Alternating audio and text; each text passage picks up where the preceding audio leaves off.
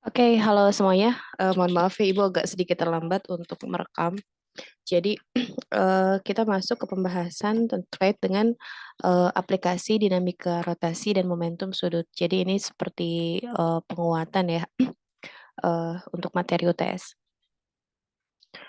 Eh, ya, jadi kurang lebih konten hari ini adalah kita akan berbicara terkait dengan gerak menggelinding, hukum kekekalan energi pada gerak menggelinding, dan momentum sudut dan kekekalan momentum sudut. Jadi, kalau sebelumnya kita belajar tentang gerak translasi, berarti gerak di satu dimensi, kemudian ada gerak rotasi, yaitu gerak melingkar. Nah, ini adalah perpaduannya ya, gerak menggelinding. Jadi gerak menggelinding ini adalah perpaduan antara gerak rotasi dengan gerak translasi. Artinya dia muter iya, maju iya, gitu kan. Kalau gerak rotasi kan muter, kalau gerak translasi maju. Nah, dia ini kalau untuk menggelinding, maju, dan muter gitu. Nah, menggelinding ini tuh dia tidak akan bisa terjadi ketika objeknya itu slip. Jadi kalau dia tergelincir, contohnya kayak apa sih? Misalnya kalau kita sedang menggunakan kendaraan di saat hujan gitu ya, kemudian ada lumpur, mobil kita tuh atau motor kita misalnya masuk ke sebuah lubang, yang di lubang itu tuh apa namanya? Di lubang itu tuh licin gitu, ya dia tergenang oleh air. Nah, di situ tuh akan ada proses slip ya. Nah, kalau slip atau tergelincir, si rodanya itu bisa jadi dia hanya gerak berotasi, muter gitu, tapi dia nggak maju, atau bisa jadi ya kayak gitu sih kurang lebih. Jadi dia nggak maju gitu, karena dia hanya bergerak apa namanya memutar gitu rodanya, tapi dianya nggak maju. Jadi butuh energi lebih untuk membuat dia bergerak gitu ya. Dan ya sekali lagi proses menggelinding ini dia bisa terjadi kalau misalnya lantainya atau bidangnya itu kasar. Nah, jadi kurang lebih seperti ini ya. Ini ada VCOM, itu maksudnya adalah kecepatan dari pusat massa, center of mass. Nah, kalian bisa lihat ya pada gerak menggelinding. Jadi di sini tuh pusat massanya itu bergerak gitu kan ke arah kanan. Nah, di sini ada S. Nah, S ini tuh kalau misalnya kalian lihat, ini kan rodanya itu dia sudah melaju gitu kan ya, sudah berputar sejauh S ini nih yang merah. Nah, S ini kalau misalnya kita apa ya, kalau kita buat dalam bidang datar, nah dia tuh akan sama dari perpindahan dari titik P yang ini ke P yang ini gitu. Makanya S ini tuh dia sama dengan, ini kan panjang busur ya, dia sama dengan theta dikali dengan jari-jarinya. Ini yang sudah kita bahas ya terkait dengan hubungan posisi pada gerak melingkar dan posisi pada gerak rotasi. Bergerak melingkar dan posisi pada gerak translasi. Nah, di sini kecepatan pusat massanya, nah dia tuh punya kecepatan pusat massa kan ya, yang arahnya ke kanan gitu ya. Nah, dia tuh sama dengan omega kali R gitu. Jadi V pusat massa ini berarti dia kecepatan gerak translasinya, karena kan ini rodanya bergerak ke kanan juga gitu kan. Nah, jadi ini yang membedakan antara gerak rotasi saja, translasi saja, dan rolling motion atau gerak menggelinding.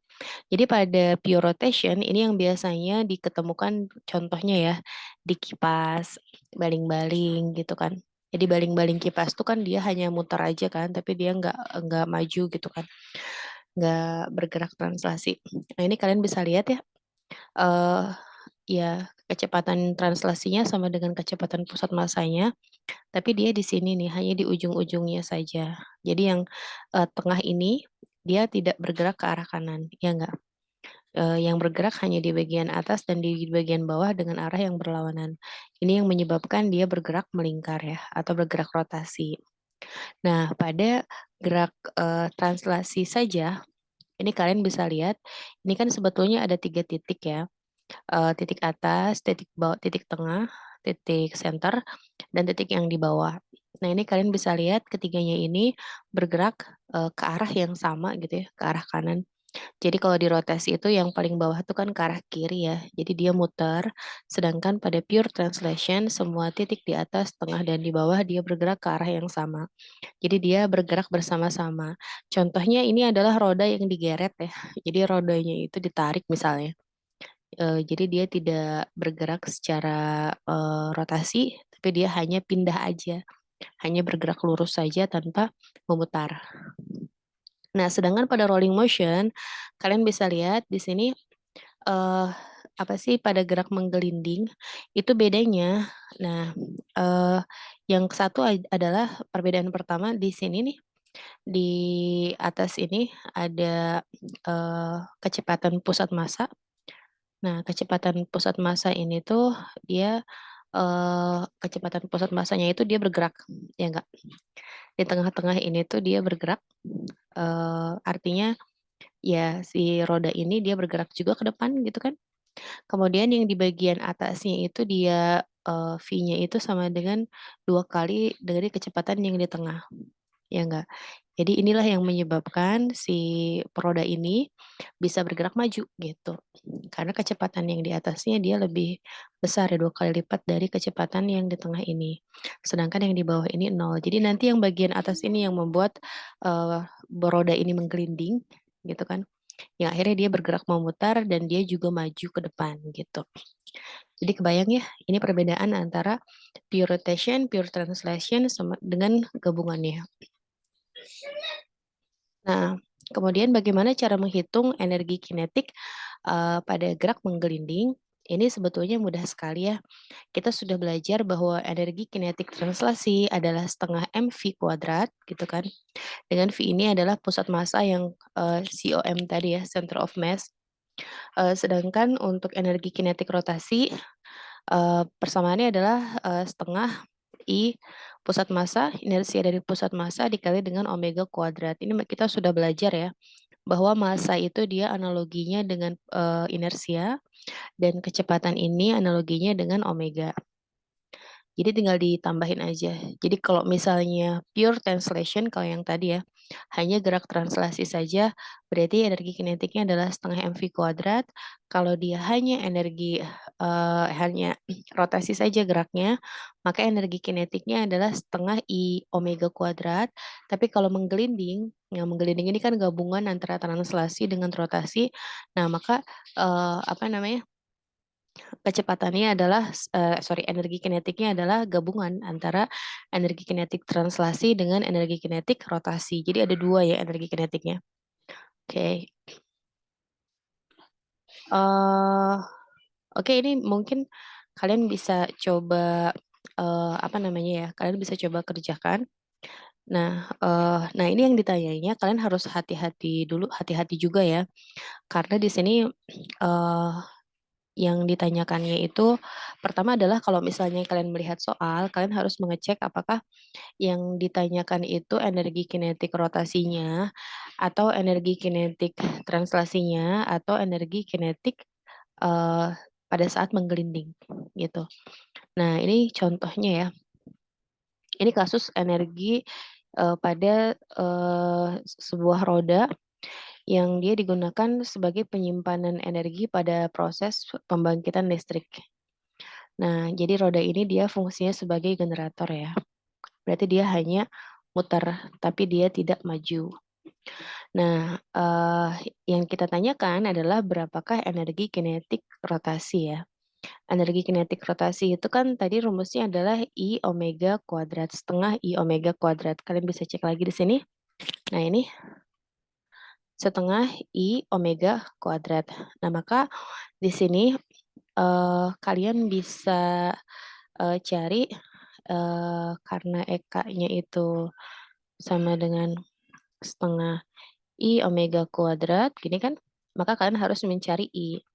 I-nya itu kan dia momen inersia ya. Kalau misalnya di sini tidak diberitahu, kalian bisa pakai MR kuadrat. M-nya ada 2 kali 10 pangkat 5. Oke. Jari-jarinya adalah 2 meter, MR kuadrat, nanti dikali dengan omega. Nah, ini rad per second, karena satuannya rad per second, berarti ini adalah kecepatan sudut ya. kayak gitu. Jadi nanti, nah ini coba di soal pertama yang dijadikan syarat presensi ya. Contoh satu, jadi berapakah kalian coba hitung energi kinetik rotasi benda. Oke, ini rumusnya udah sangat jelas ya menurut Ibu. Oke. Nah, ini juga contoh kedua ya.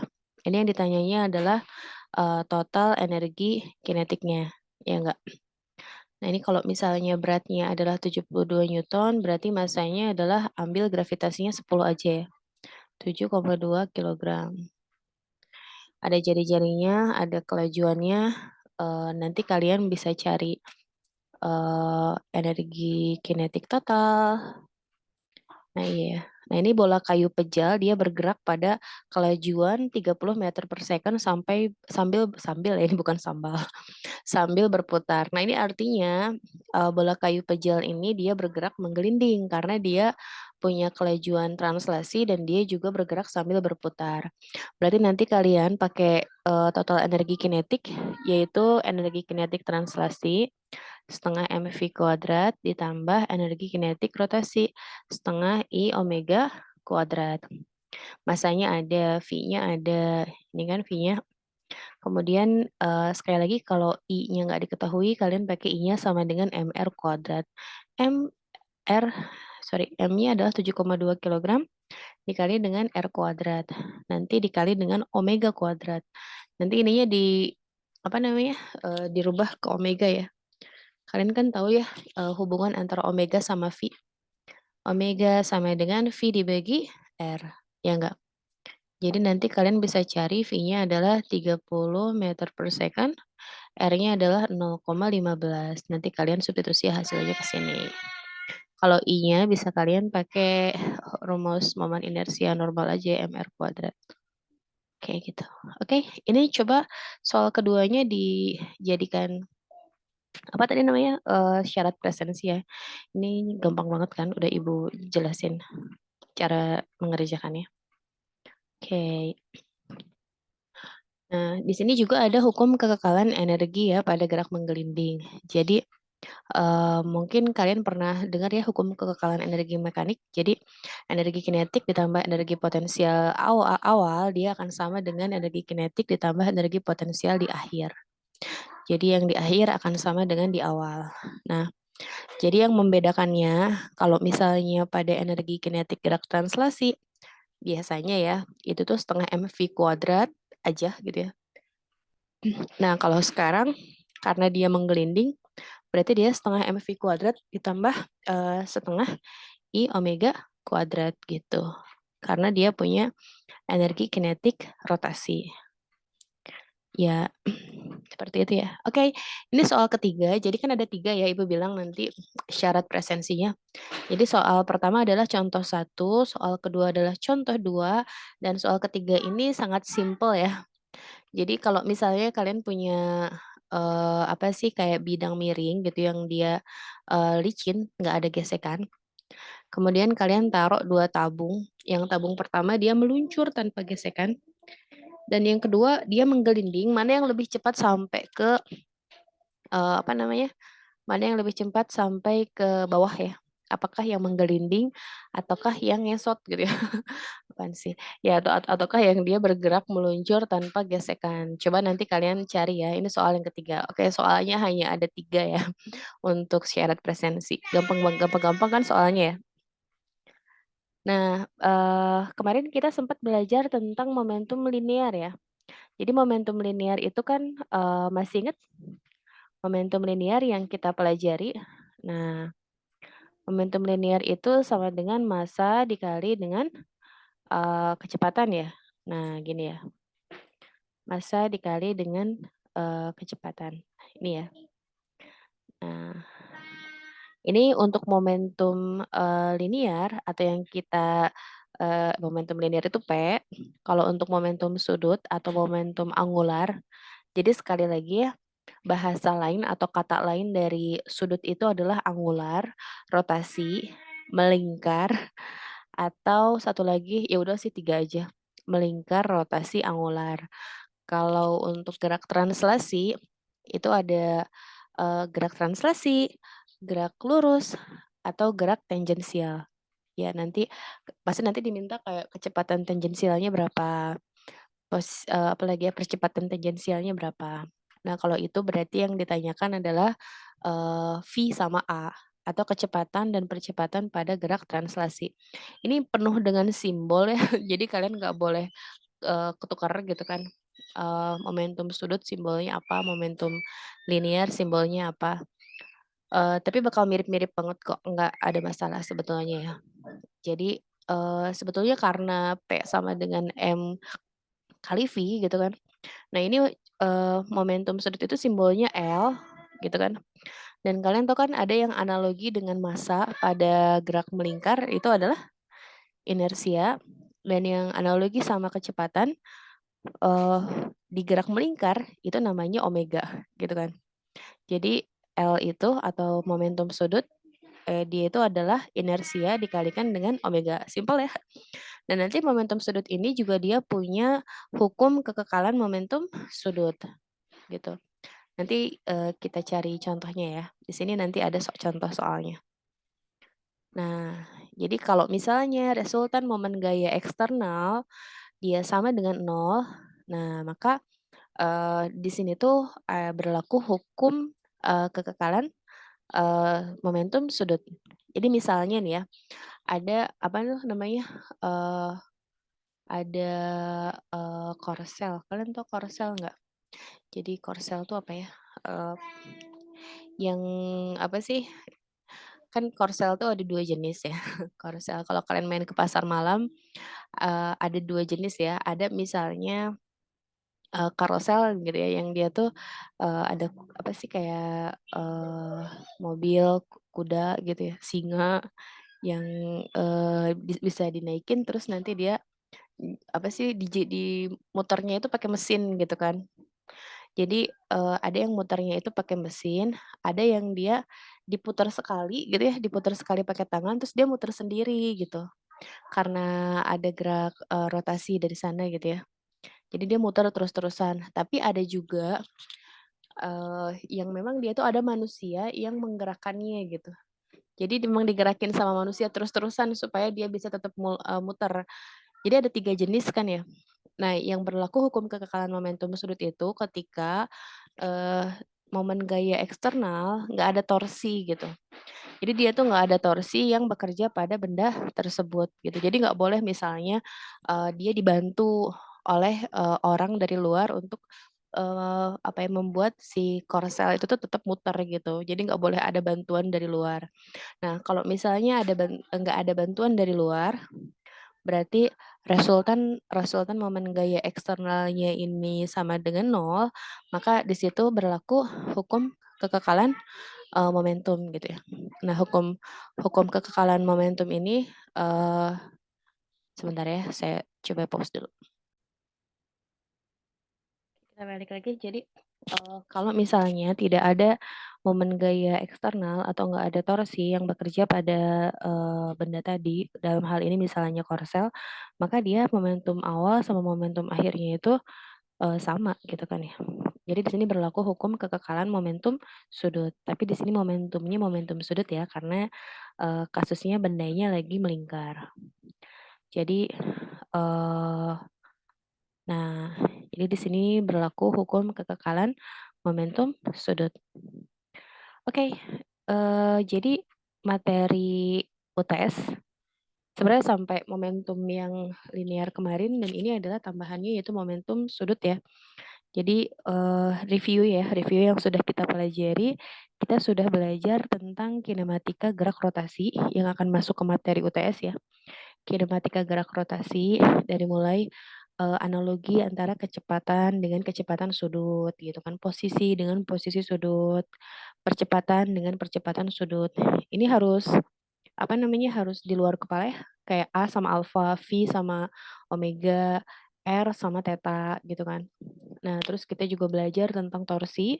Torsi itu tau sama dengan, gaya dikali dengan lengan gaya, F kali R dikali dengan sudut antara keduanya, FR sin theta gitu kan. Terus kita juga belajar tentang momentum linear. Momentum linear yang P sama dengan M kali V. Kemudian ada hukum kekekalan momentum sudut, hukum kekekalan momentum linear yang P sebelum sama dengan P sesudah. Ini yang berlaku apa sih kasus-kasus pada tumbukan ya misalnya. Jadi ada tumbukan lenting sempurna, tumbukan lenting sebagian, dan tumbukan yang tidak lenting. Nah, kemudian ini yang terakhir adalah kita belajar tentang gerak menggelinding. Gerak penggelinding ternyata energi kinetiknya adalah gabungan antara energi kinetik rotasi dengan energi kinetik translasi gitu ya. Dan ini adalah yang terakhir ya tentang kekekalan momentum sudut. Nah, sekarang Ibu akan coba bahas beberapa soal yang terkait dengan materi UTS. Nah, ini contoh yang pertama ya. Jadi, sekali lagi kalau misalnya nanti kalian menemukan soal PG, itu kalian, langsung tulis apa sih yang diketahui di soal tadi gitu kan, sebelum ngapa-ngapain. Jadi di sini kita dapat M-nya adalah 10 kilogram. Nah, ini ada kecepatan translasi. Kalau kalian bingung ini V atau omega, kalian bisa lihat dari satuannya. Kalau satuannya meter per second, berarti itu adalah kecepatan translasi atau V. V-nya adalah 2 meter per second. Jari-jari bola ada R. Nah, yang 8 cm ini kalian rubah ke meter dulu. Karena di beberapa soal, itu nanti tuh di jawaban PG-nya itu ada yang beda 0, gitu. Jadi kalian tuh caranya udah benar misalnya ya, ngitungnya udah benar, tapi ternyata kalian lupa nggak konversi dari senti ke meter gitu ya. Nanti kehitungnya jadi salah gitu kan. Padahal cuman, lupa apa namanya, lupa konversi ke satuan. Ternyata ada jawabannya gitu kan. Kalian pakai sentimeter ini ada jawabannya, terus kalian udah ngerasa benar gitu kan. Padahal ini tuh, jawabannya masih, nggak tepat gitu karena satuannya masih senti. Nah ini pokoknya kalau ada diketahuinya masih ada yang sentimeter gitu ya, itu kalian rubah ke meter, berarti dia 0,08 meter, atau kalian rubah jadi 8 kali 10 pangkat min 2 meter. Nah ini yang ditanyakan adalah momentum translasi gitu ya.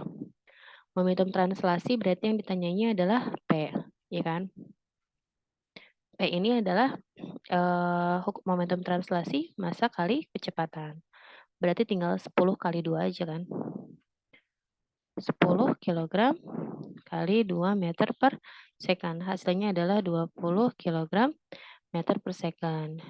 Kemudian yang kedua adalah momentum sudut terhadap pusat massa. Momentum sudut itu simbolnya adalah L. L itu dia sama dengan I omega. Nah, berarti kalian harus nyari dulu omeganya, ya enggak? Nah, omega ini kalau kalian punya V dan punya R berarti omega ini sama dengan V dibagi R, ya kan? Karena V sama dengan omega kali R. Ini juga nggak boleh kebalik ya. Dia dikali apa dibagi ya gitu. Kalian hafalin aja salah satunya. V sama dengan omega kali R gitu ya. Nah, V-nya adalah 2, R-nya adalah 8 kali 10 pangkat min 2 ya. Ini hasilnya adalah 25 ya. Ini kan 10 pangkat min 2 naik ke atas jadi 200 ya. 200 dibagi 8, 25 rad per second. Nah, ini udah ada omeganya. Sekarang kalian nyari I. Nah, I untuk momen inersia untuk bola ya, itu tuh 2/5 mr kuadrat.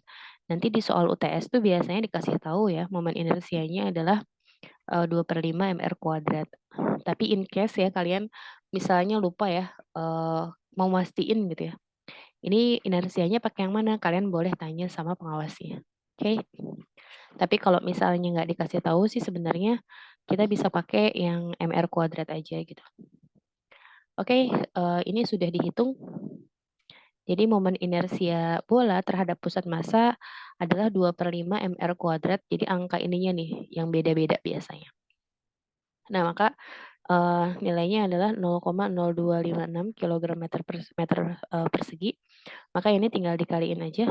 I-nya adalah 0,0256 dikali dengan 25 gitu. Nanti dapat hasilnya adalah 0,64. Kemudian kalau ditanyanya energi kinetik translasi, berarti kita pakai yang setengah MV kuadrat. Ini masih gampang lah ya. Satuan energi kinetik adalah Joule ya, satuan energi. Dan kalau ditanyanya energi kinetik rotasi, berarti pakai yang setengah I omega kuadrat. Oke, ini berasa clear ya. Oke, kita latihan lagi. Nah, ini adalah contoh dari hukum kekekalan momentum sudut. Jadi, ini komedi putar ya. Tapi ini tuh komedi putar yang dia memang apa sih? Dia kayak apa ya? Kalian mungkin tahu ya kalau di TK itu ada mainan mangkok-mangkokan gitu ya. Nah, kurang lebih kayak gitu ya. Jadi mangkok-mangkokan itu sebetulnya kalau kita kasih apa namanya? Kita kasih torsi pertama gitu ya. Nanti tuh dia bakal tetap muter kan ya sebetulnya sebelum berhenti. Nah, kurang lebih kayak gitulah ya. Di sini ada komedi putar, jari-jarinya adalah 2 meter dan dia punya momen inersia sebesar 500 kg meter persegi. Jadi ini adalah I1, ya enggak? Kemudian seorang anak bermasa 25 kg berlari sepanjang garis yang tangensial terhadap tepi komedi putar yang semula diam. Oh, ini awalnya diam dengan kecepatan 2,5 meter per second dan melompat ya. Jadi intinya awalnya tuh ini dia komedi putarnya tuh diam, kemudian anaknya diam ya nggak? Nah, terus anaknya lompat. Nah, pas anaknya lompat otomatis karena ada apa sih torsi gitu ya, dia akan muter gitu kan. Nah, komedi putar ini dia bersama-sama berputar sama anak tadi. Nah, ini hitung kecepatan sudut komedi putar. Nah, berarti di sini kasusnya untuk yang soal ini dia tuh punya dua ya, punya dua objek. Pertama adalah komedi putar, yang kedua adalah anak. Jadi komedi putar ini dia punya momentum sudut, gitu kan. Nah, si anak juga punya momentum sudut gitu. Nah, jadi kayak gini nih konsepnya. Nah, ini nanti kita coba kerjakan ya. I kali omega 1 ini adalah apa namanya? I kali omega 1 tuh yang inersia dikali dengan kecepatan sudut komedi putar. Kemudian dia ditambah mr kuadrat tambah omega 2. Jadi kan tadi tuh kasusnya katanya anaknya awalnya kan komedi putarnya diam ya. Berarti ini omega satunya 0. Anaknya juga belum lompat kan.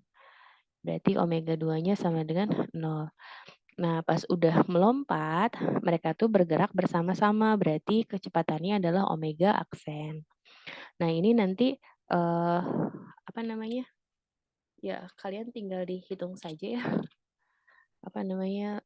Momentum sebelum dengan momentum setelahnya gitu. Nanti bisa didapatkan nilai omega aksennya dari yang ini. Kayak gini. Jadi ini yang ditanyanya adalah hitung kecepatan sudut komedi putar tersebut gitu. Oh ya, ini untuk yang apa namanya? Wait. Oh, sorry. Kayaknya Ibu tadi salah jelasin. Yang ini yang 0 karena dia semula-mula diam, ya enggak si komedi putarnya. Yang anaknya itu dia sudah ada omega 2 karena kan dia sudah naik ya, ya enggak? Jadi sebelumnya itu momentum sebelumnya dia tuh adanya momentum sudut dari si anak, ya kan? Yang ini nih, omega 2-nya sama dengan V dibagi R. R-nya itu adalah R dari si komedi putarnya, ya enggak? Dia kan ada kecepatan ininya ya, kecepatan apa? Kecepatan yang tadi yang 25 meter per second. Coba kita lihat lagi. Nah, ini nih, 2,5 meter per second. Jadi ini bisa kalian konversi kecepatan tangensialnya ke kecepatan sudut gitu ya. Nah, nanti dapat di sini omega 2-nya. Nah, setelah itu nanti dia bergerak bersama-sama. Berarti di sininya omeganya jadi omega aksen ya. Tadi itu mas anaknya berapa sih? Jadi bolak-balik ya ke slide sebelumnya. Bentar.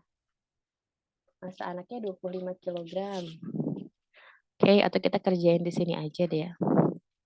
Jadi ini tuh kayak gini ya. L sebelum sama dengan L setelah. Di L sebelum itu ada komodi putar. Berarti I omega 1 itu kan ya. Terus dia juga punya I anak, ya nggak? I anak dikali dengan I omega anak. Omega anak, ya nggak? Nah, dia sama dengan I kali omega 1 aksen, gitu kan? Ditambah I anak kali omega anak aksen, gitu kan. Nah, di sini karena dia bareng-bareng, pas di akhir itu, omega 1 aksen itu dia sama dengan omega anak, gitu. Ya nggak? Aksen. Jadi bergerak bareng-bareng, maka kita bisa pakai omega aksen aja, gitu. Dapat nggak maksudnya? Konsepnya. Nah, sebelumnya itu si karuselnya kan dia nol ya, nggak bergerak. Nah, yang anak itu adanya ya dia ngasih momentum sudut awal, ya enggak? Katanya dia bergerak apa namanya berlari dengan kecepatan 2,5 meter per second. Nanti dapat omeganya itu adalah V per R, ya enggak? Omega anak sama dengan 2,5 meter per second dibagi R. R-nya adalah 2, ya enggak? Maka nilainya adalah 1,25 rad per second. Oke? Nah, terus nanti kita dapat I anak. I anak itu sama dengan MR kuadrat. Ya enggak? Massa anak adalah 25 kg, R-nya adalah 2 kuadrat. Berarti I anak adalah 100 kilogram meter persegi. Ya enggak? 2 dikali 2, 4. 4 kali 2, 5, 100. Ya enggak? Jadi di sini dia jadi 0. Oh ya 0 ya, karena si komedi putarnya awalnya diem. Ditambah 100 kali 1,25 rad per second, gitu kan ya? Sama dengan, karena omeganya sama, kita bisa keluarin dia jadi kayak I-nya I komedi putar 500, ya enggak? Ditambah 100 dikali omega aksen, karena geraknya bareng-bareng gitu. Kebayang ya? Jadi nanti omega aksen itu dia sama dengan 100 dikali 1,25 dibagi 600 gitu. Dapat nanti. Oke, mudah-mudahan aman ya, bisa dipahami.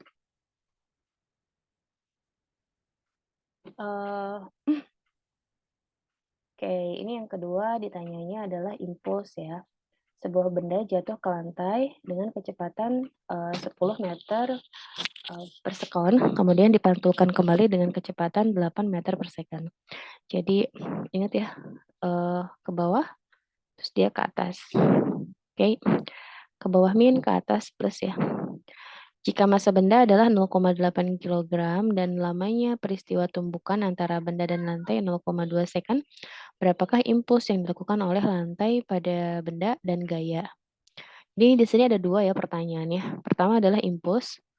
Nah, impuls itu kan kalian bisa pakai dua cara ya. Bisa pakai F delta T atau bisa kalian pakai yang perubahan momentum ya. M kali V2 min V1. Nah, ini karena di soal belum ada gaya, bahkan gayanya ditanyakan, ya enggak? Maka kita pakai yang impuls, rumus impuls yang di bawah, ya enggak? Masanya adalah 0,8 kg dikali V2-nya adalah ke atas ya, 8, gitu kan? Dikurangi V1-nya kan ke bawah ya, jatuh. Berarti min 10, gitu. Kebayang ya? Jatuh ke lantai, V1-nya min 10 gitu kan, ke bawah. Ke atas lagi, mantul gitu kan, kecepatannya 8. Berarti di sini 0,8 kali 18. Ya nggak, ntar hitung aja lah impulsnya berapa. Terus kalau misalnya ditanya gayanya, maka F itu sama dengan impuls dibagi delta T. Impulsnya dari yang atas ini, nanti dia dibagi delta T-nya adalah 0,2 detik. Bisa ya? Ini kalau nggak salah ada. Iya. Nanti kalian coba ini dia pakai momentum benda sebelum tumbukan dengan setelah tumbukan, kemudian dia dibagi. Oke. Oh, kalau ini dia kebalik ya. Dia ke bawahnya apa namanya? Positif gitu ya. Ke atasnya negatif. Kenapa ya? Kalau ibu tadi ke bawahnya ke bawahnya negatif, ke atasnya positif. Tapi nanti coba dicek aja ya ininya sama atau enggak. Tapi caranya kurang lebih seperti itu. Nah, oke. Ini di sini tuh ada ya ini masih soal hukum kekekalan momentum. Jadi ini soal ini tuh biasanya bakalan keluar ya. Jadi kalian coba pelajari. Ini tuh hukum kekekalan momentum sebelum sama dengan momentum setelah gitu ya. Jadi kalau misalnya momentum sebelum tumbukan berarti kalau ada dua benda ada M1V1 tambah M2V2. Nah, nanti di sini yang ditanyakan adalah laju gabungan. Berarti dia itu bergerak bersama-sama ya. Nah, ini Ibu udah ngasih ininya. Kalau kalian bingung dengan cara seperti ini, kalian bisa pakai nulisnya kayak gini nih biar gampang. Kalau ini kan dia dipisah-pisah ya. Kalian bisa pakai M1V1 tambah M2V2 sama dengan kalau dia bergerak bersama-sama berarti kecepatan setelahnya kan sama ya. M1 tambah M2 kali V aksen. Nah, ini katanya benda pertama itu dia bergerak ke kanan ya dengan kecepatan 20. Ya nggak sih? Coba kita lihat ya. Previous. Oke, laju benda pertama 20, yang laju benda kedua 5. Nah, kalau kayak gitu kan berarti bendanya itu ada yang satu ke kanan, satu ke kiri, ya enggak? Makanya dia tumbukan. Jadi arahnya berlawanan. Nah, laju benda yang pertama itu tuh adalah yang ini nih M1V1 1 kali 20 gitu kan ditambah laju benda kedua 8 dikali min 50. Nah, ini minus plusnya itu harus hati-hati kalian ya. Kalau ke kiri berarti dia minus gitu kan. Dia ditambah M1 tambah M2 1 tambah 8 gitu kan dikali V aksen. Nanti tinggal dibagi. Nanti kalau misalnya ternyata hasilnya minus, nah berarti dia arahnya ke kiri gitu aja. Kebayang ya? Jadi kalau hasilnya minus berarti arahnya ke kiri. Kalau hasilnya plus berarti nanti mereka tuh bergerak bersama-sama ke arah kanan gitu. Oke, oke. Aman ya? Next, kita lihat adakah soal lagi? Oke. Ini ada oke, ini soal yang pertama itu gampang ya. Ini udah pernah kita kerjain kalau nggak salah. Jadi eh ini pakai yang sama ya, M1V1 tambah M2V2 sama dengan M1 tambah M2 kali V aksen. Nah, ini cuman kebetulan di sini tuh eh, masa pertamanya apa sih gerbong keduanya itu dia diam. Jadi di sini V2-nya 0 gitu kan. Dia yang numbuk 10.000 kali 24 gitu kan. Maka dia sama dengan M1 tambah M2 karena dia sama masanya 20.000 kali V aksen gitu ya. Maka V aksen sama dengan 240.000 bagi 20.000. Hasilnya adalah 12 ya, meter per second gitu. Ini juga sama. Nah, kalau senapan sama peluru itu tuh sama juga ya. M1V1 tambah M2V2 sama dengan M1V1 aksen tambah M2V2 aksen. Kalau ini kasus yang nomor 2 dia itu bergerak tidak bergerak apa namanya bersama-sama ya enggak. Jadi di sini sebelum ditembakkan peluru sama senapannya kan dia enggak bergerak ya berarti 0. Pelurunya diam, senapannya diam. Iya enggak? Iya, iya, iya kali maksudnya senapannya bergerak duluan. Enggak mungkin ya. Jadi 0. Kemudian katanya pelurunya masanya 0,5 kg, lajunya 120 kg. Yang ditanyanya adalah V1 aksen. Iya enggak? Di sini berarti 5 masa senapan dikali V1 aksen ditambah M2-nya adalah 0,05 kg gitu ya. Dikali ini kecepatan pelurunya adalah 120, ya enggak? Maka nanti kita pindah ruas ya.